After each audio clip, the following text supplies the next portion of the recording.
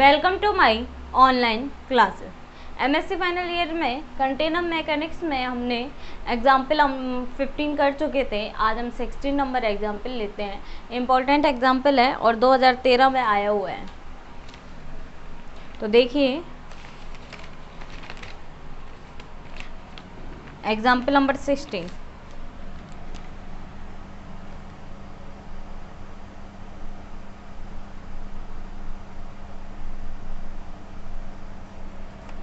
If rho equal 3y2 y3 and qi equal 4y1 minus y2 minus y3, verify Gauss theorem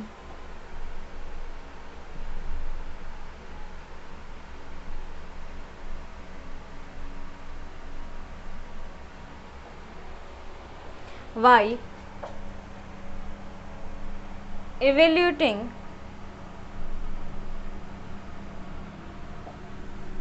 integrals s rho qi ni ds over surface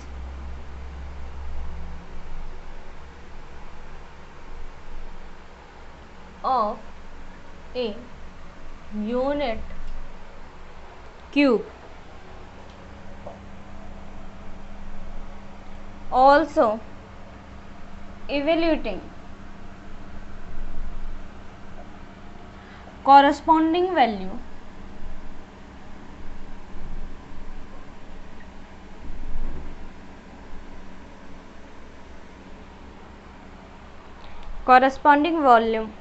volume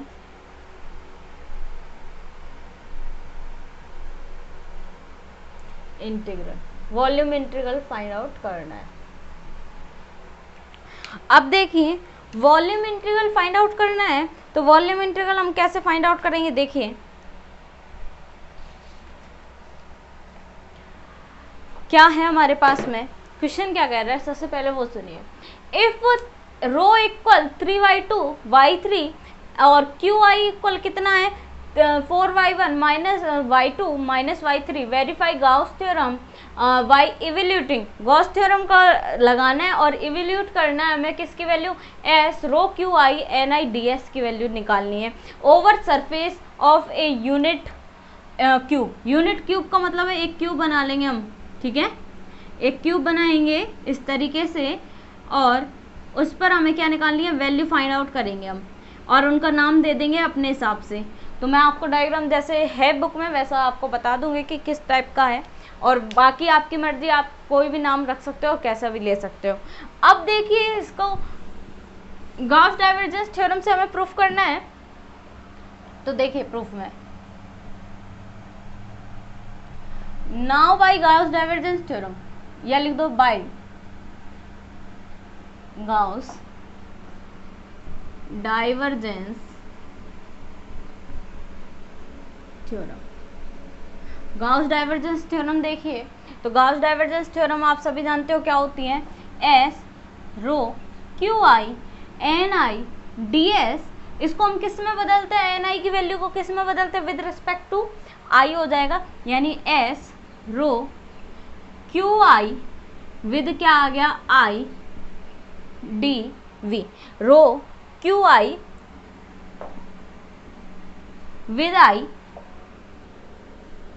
D V, sorry यहाँ क्या आएगा R आएगा, क्या है, यानी कि rho Q I N I D S को हम क्या लिखते हैं, R O Q I with I D V. Equation number 1 दे दो।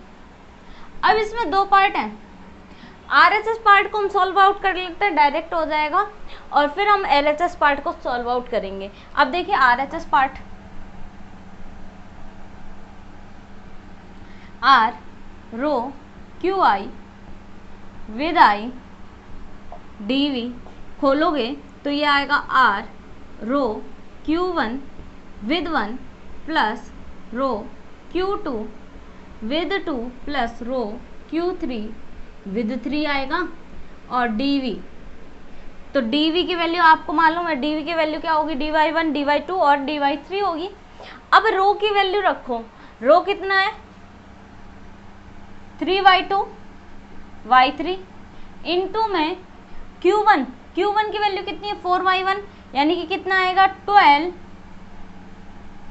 y1 y2 y3, यही आएगा। मल्टीप्लाई कर दोगे यानी q1 की वैल्यू 4y1 और रो से मल्टीप्लाई होगा 4 3 12 y1 y2 y3 with respect to क्या है 1, यानी 1 के रिस्पेक्ट में, किसके रिस्पेक्ट में y1 के रिस्पेक्ट में। r लगा दो। अगली स्टेप रो q2 माइनस लगा दो, ठीक है, माइनस रो q2 यानी कि रो की वैल्यू 3 y2 का square y3 with respect to 2 और q3 यानी माइनस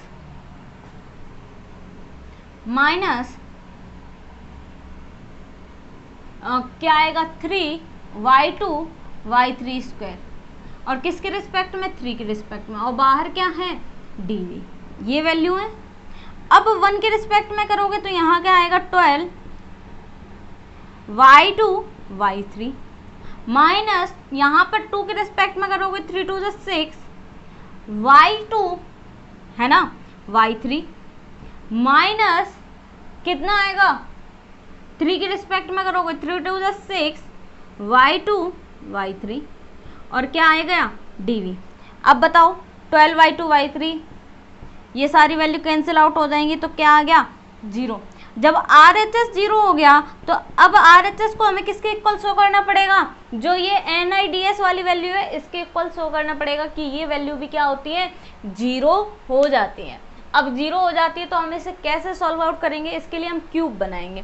तो यहाँ तक देखिए हमने गॉस डाइवर्जेंस थ्योरम लगाई, फिर RHS पार्ट को सॉल्व किया, rho q1 with 1 rho q2 with 2 rho q3 with 3 dv और यहाँ पर r क्या आ गया 12 y1 y2 y3 with respect to 1 minus 3y2 square y3 with respect to 2 फिर माइनस 3y2 y3 का square with respect to 3 dv और यहाँ से आपने वैल्यू खोली तो कैंसिल आउट कर दी तो ये क्या आ गया 0 आ गई।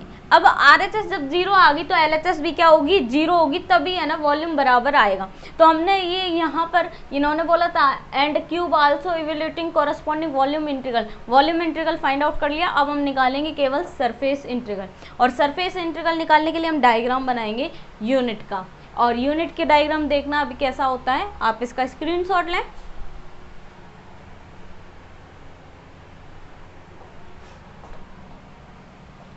अब देखिए हमें इसकी ज़रूरत नहीं है, जिस चीज़ की हमें ज़रूरत है वो देखते हैं।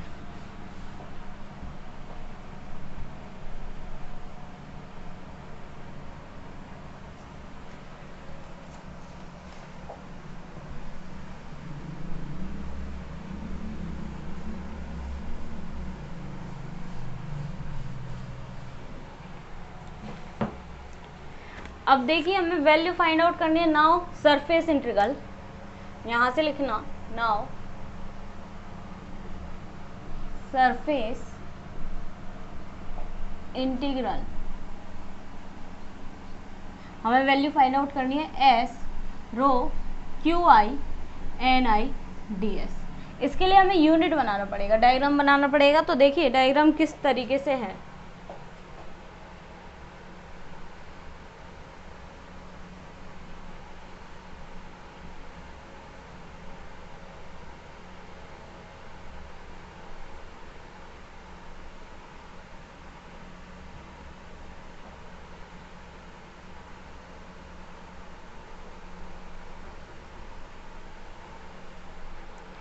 ये है y2 y3 y1 o, इसको नाम दिया m, ये a ये b और ये c, m इसको n कह दो और यहाँ पर l कह दो और p कह दो, बस ये पॉइंट हमें नाम दिया है। यूनिट क्यूब का मतलब है, यूनिट क्यूब का मतलब क्या होता है, सबसे पहले तो यही समझो। यूनिट क्यूब, यूनिट का मतलब क्या है, इकाई, जिसके x y z तीनों कोऑर्डिनेट सिस्टम 1 1 1 हो, ठीक है। वैल्यू देखिए यहाँ पर 0 से स्टार्ट हो रही है, 0 0 0 से, तो y1 की वैल्यू हाईएस्ट कहाँ तक जाएगी, 1 तक। y2 की वैल्यू 0 से स्टार्ट होगी, कहाँ तक जाएगी, हाईएस्ट y2 तक। और 0 की स्टार्ट यहाँ से होगी y3 की, तो कहाँ तक जाएगी, 1 तक। यही यूनिट क्यूब का मतलब है। क्यूब तो बना ली, लेकिन यूनिट क्यूब का मतलब है जिसका निर्देशांक 0 से लेके कहाँ तक जाए, 1 तक जाए, यानी कि 0 0 0 ये तो मूल बिंदु होता है, और यानी कि कोऑर्डिनेट सिस्टम कहाँ तक है, 1 1 1, और जिसकी इकाइयाँ कितनी है, भुजाएं कितनी है, 1 1 1 के लेंगे। अब इनको हम फेज को लेते हैं, एक एक फेज को लेंगे और उनको हम सॉल्व आउट करेंगे। तो उनको सॉल्व आउट करने के लिए एक लाइन और आप लिख लो, मैं आपको एक लाइन और लिखवा देती हूँ। तो वो देखिए, यहीं याद रखना, Ni negative if y1 equal 0 और Ni equal positive if yi, लिखो yi इफ yi इक्वल 1। ठीक है, अगर yi से कनेक्ट हो कोई सरफेस तो वो होगी वैल्यू पॉजिटिव देगी। क्यों कनेक्ट होगी, जैसे कोई भी सरफेस हम लेंगे, कनेक्ट होगा तो आउटवर्ड की तरफ निकलेगा, और कनेक्ट ही नहीं है तो हमें नहीं पता कि वो n1 कहाँ जा रहा है, तो इसलिए यहाँ पर ni की वैल्यू नेगेटिव मानी जाती है। अब देखिए एक एक फेज को लेते हैं हम। तो सबसे पहले मैं सॉल्व करूँगी, ले लेते हैं LPn, आप ये भी ले सकते हो या फिर ये ले लेते, चलो पहला देखिए 6 फेज, यानी कि फलक कितनी होंगी, आप बताओ क्यूब की फलक कितनी होंगी। एक तो ये देखना MANP, और फिर है दूसरी COBN, 1 2, फिर ये ऊपर वाली 3, नीचे वाली 4, पीछे वाली 5 और बाहर वाली 6, तो 6 होती है। जैसे आपने चौक के डिब्बे में आप गिन सकते हो कि 6 फलक है, और किसी भी क्यूब में देख सकते हो 6 फलक होते हैं। तो फर्स्ट हम सॉल्व करते हैं, लेट ओवर सरफेस, कौन सा ले लें, चलो आपके लिए ऊपर वाला ले लेते हैं, LPNB। अब LPNB बताओ, LPNB देखना, LPNB इस तरीके से किस किस के पैरेलल है। देखो ये वाली जो लाइन है, ये वाली लाइन किसके पैरेलल जा रही है, y1 के पैरेलल जा रही है, और ये वाली लाइन किसके पैरेलल जा रही है, y2 के पैरेलल जा रही है। y3 के पैरेलल कोई जा रही है क्या लाइन, नहीं जा रही। ये तो देखिए ये वापस लाइन आप देखोगे ना, तो ये y1 के पैरेलल आती हुई इस साइड में आ रही है, तो यानी कि y1 और y2 प्लेन के पैरेलल है, पैरेलल टू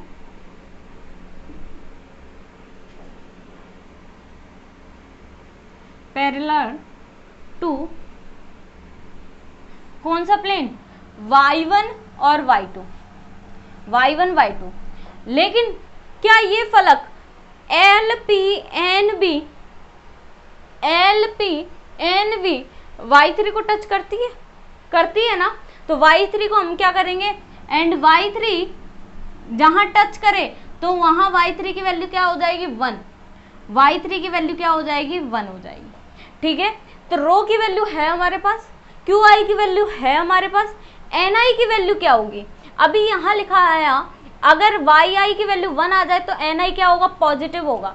अब पॉजिटिव होगा तो ni होगा क्या, ni जो फलक यूज में ले ली, y1 y2 यूज में ले ली, क्योंकि फलक जिसके कोऑर्डिनेट सिस्टम के अकॉर्डिंग पैरेलल होगा तो वो तो होगी ds, ये क्या होगा, dy1 dy2 ds होगा। लेकिन ni क्या है, y1 y2 के अलावा क्या बच गया, बताओ, y3 बच गया ना, तो y3 बच गया तो y3 हो जाएगी, और उसको हम क्या लिखेंगे, y3 को ni को हम क्या लिखते हैं, e3, और पॉजिटिव या निगेटिव, तो पॉजिटिव या निगेटिव देखो, yi1 की वैल्यू क्या हो, 1 हो तो पॉजिटिव वैल्यू लेते हैं, तो ये क्या आएगा, पॉजिटिव आएगा। और ds इक्वल क्या होगा, dy1 dy2 और dy3 इक्वल 0। अब देखो इंटीग्रल s रो QI NI ds, तो इंटीग्रल एस रो की वैल्यू कितनी है 3y2 y3 और क्यू आई की वैल्यू हम क्या लिखेंगे कोऑर्डिनेट सिस्टम में 4y1 e1 minus y2 e2 minus y3 e3 और इनटू में ni क्या है e3 पॉजिटिव e3 ds क्या है dy1 dy2 यानी कि जिसके पैरेलल होगा ना जो सरफेस जिसके पैरेलल होगा y1 के पैरेलल है और दूसरा y2 के पैरेलल है तो y1 y2 के पैरेलल है वो तो ds हो जाएगा dy1 dy2 और जिसके पैरेलल नहीं होगा तो वो क्या हो जाएगा ni होगा। अब ni जो होगा तो वो क्या बच्चा किसके पैरेलल नहीं है y3 के पैरेलल नहीं है वो e3 हो गया। लेकिन प्लस या माइनस तो अगर y की वैल्यू 1 हो तो वो वैल्यू पॉजिटिव नहीं तो नेगेटिव। अब देखना अब आप मुझे बताओ s e3 का किससे मल्टीप्लाई होगा e3 वाले से तो माइनस इसको मैं लिख दूंगी -3s क्या होगा बताओ e3 डॉट 1 हो जाएगा और यहाँ y2 का अंदर मल्टीप्लाई होगा तो y2 y3 square dy1 dy2। अब लिमिट लगाएंगे लिमिट लगा के सॉल्व करेंगे तो -3 यहाँ लिमिट बताओ दो लिमिट आएंगी एक तो होगी 0 से 1 दूसरी होगी फिर 0 से 1 एक y2 की लिमिट एक y3 की तो यहाँ होगा y2 y3 sorry dy1 dy2 लिख दिया मैंने e3 dy1 dy2 y2 y3 square dy1 dy2। अब बताना यहाँ y3 की वैल्यू क्या है 1 है तो मैं 1 रख दूँ तो हमारे पास आ जाएगा -3 0 से 1 0 से 1 y2 dy1 dy2। अब dy1 को हम बाद में खोलेंगे पहले हम किसको सॉल्व करते y2 को सॉल्व करते तो y2 का क्या होगा y2 का स्क्वायर अपॉन 2 लिमिट 0 से 1 dy1। आगे से सॉल्व आउट करोगे तो मैं यहाँ लिख देती हूँ क्या आएगा -3 0 से 1 y2 यानी 1 माइनस 0 1 माइनस 0 क्या 1/2 dy1 ठीक है 1/2। अब 1/2 का होगा -3/2 y1 0 से 1 0 से 1 यानी -3/2 आ गया तो पहला फेज क्या आ गया -3/2 ठीक है। तो ये याद रखना पड़ेगा -3/2 आ गई पहली वैल्यू फर्स्ट का क्या आ गया -3/2। अब हम निकालेंगे सेकंड फेज तो इस तरह से हम क्या निकालते हैं आगे निकालेंगे। अब आप इसका स्क्रीनशॉट लें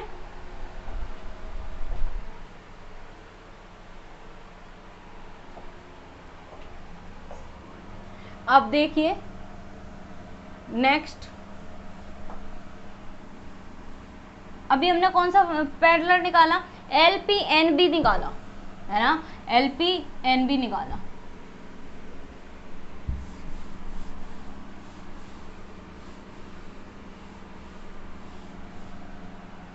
ये फर्स्ट की वैल्यू है याद रखना ये फर्स्ट। सेकंड निकालेंगे LPNB निकाला ना अब हम नीचे वाला ले लेते हैं CMAO ओवर सरफेस CMAO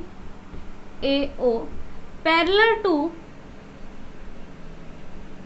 अब बताओ पैरेलल किसके है ये CM किसके पैरेलल दिख रहा है y2 के और MA बताओ किसके पैरेलल है y1 के क्या y3 के है क्या नहीं है और y3 को टच हो रहा है क्या यहाँ हो रहा है टच y3 तो कहीं टच नहीं हो रहा तो y3 को जब कहीं टच नहीं हो रहा तो y3 की वैल्यू क्या होगी 0 होगी y3 की वैल्यू क्या होगी 0 होगी।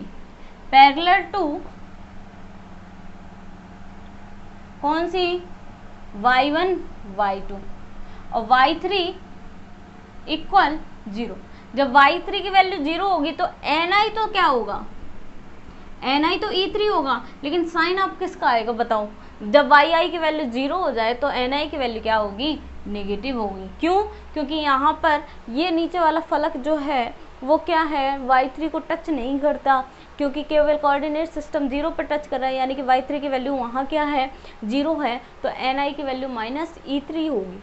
अब -e3 होगी तो देखिए अगेन s रो qi ni ds की वैल्यू यहाँ बताओ आप मुझे, ds इक्वल क्या होगा, dy1 dy2, और dy3 की वैल्यू 0, हमें उससे मतलब नहीं।